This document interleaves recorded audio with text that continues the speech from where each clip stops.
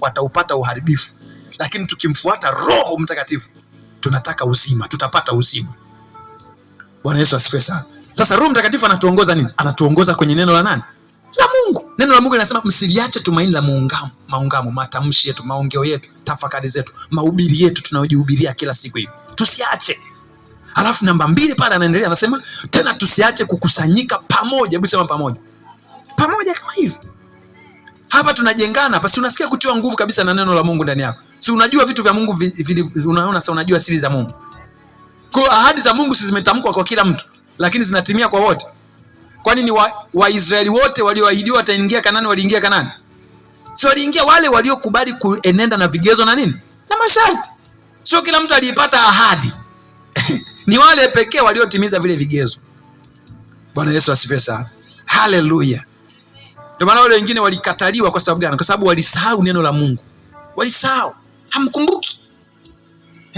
Hawakumbuki kuziangalia ishara nilizofanya katikati yao. Wanakuja kuniambia eti wale watu ni wakubwa, sisi ni kama panzi, hatuwezi kuingia ile nchi, wanatafuta kiongozi ili warudi Misri. Mungu akasema sitaandamana na mkutano muovu wa namna hiyo. Musa, niache niwaangamize dakika moja, afu nitakufanya wewe kwa taifa kuu. Musa akakataa, akamwambia baba, ndipo mataifa watasema ya kwamba ulishindwa kuwaingiza. Kwa Mungu aliwasamehe wana wa Israeli kwa sababu Musa alijua jinsi ya kuomba.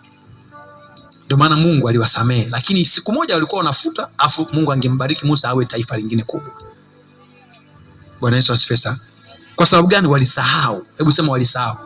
Ndio maana Mungu anasema tusisahau, yashike sana, kwa sababu ndio yaliyo alama ya wokovu wako. Bwana Yesu asifiwe sana. Haleluya. Jambo la kwanza ni nini? Kukusanyika. Jambo la kwanza. Jambo la ngapi? La kwanza. Mawazo ya Mungu hauwezi kuyapata. Hauwezi kufanya nini?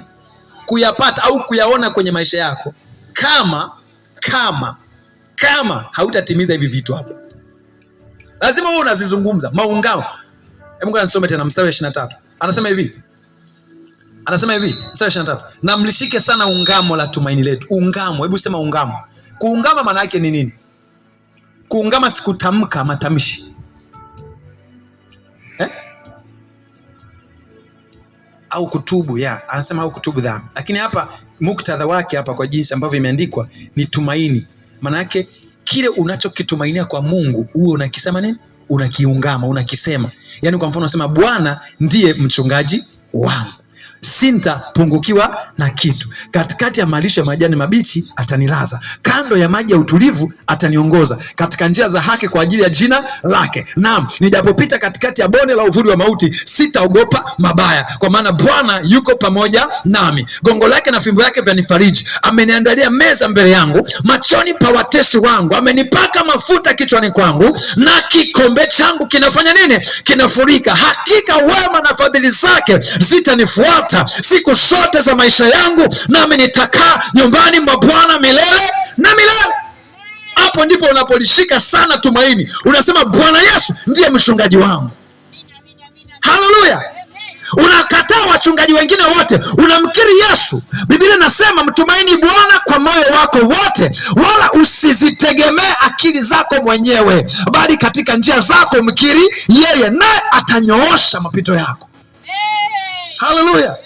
Kwa unapokuwa unatembea hapa duniani, asubuhi unatoka unakiri, Bwana wewe ndio tumaini langu, wewe ndio ngao yangu, wewe ndio ngome yangu, wewe ndio mahali pangu pa kujificha, wewe ndio mwamba wangu, wewe ndio haitanipata kwa sababu imeandikwa, Bwana ndiye ngao yangu na ngome yangu, wanadamu watanitenda nini?